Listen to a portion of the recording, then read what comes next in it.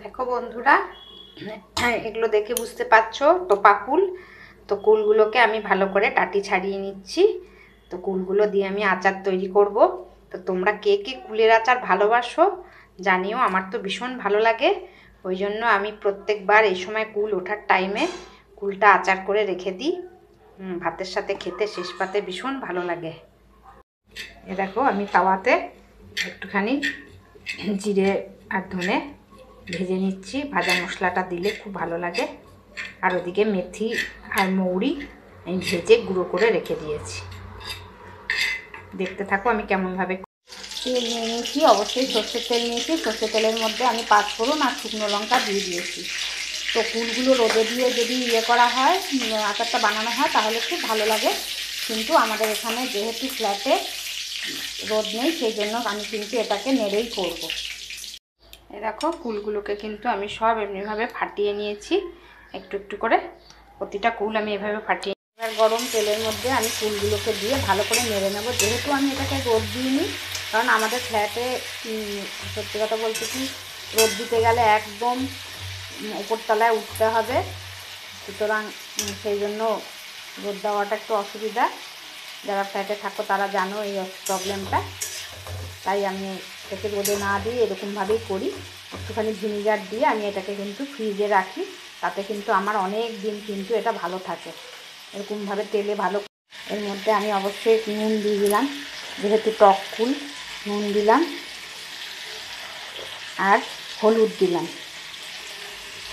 দিয়ে আমি কুলটাকে একদম নেড়ে নেব, যাতে জিনিসটা রোদের মতনই একটুখানি হয়।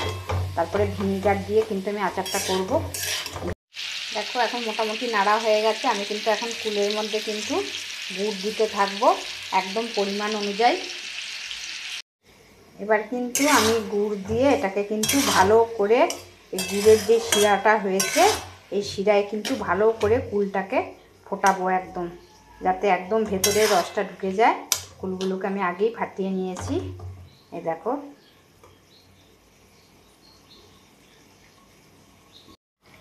দেখো এটাকে কিন্তু আমি ভালো করে জাল দিচ্ছি গুড়টাকে এবার কুলের সঙ্গে।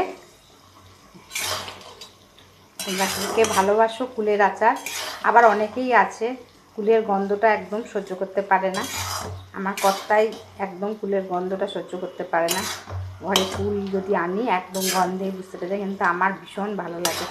এ দেখো এটাকে ভালো করে কিন্তু এবারে ফোটাচ্ছি।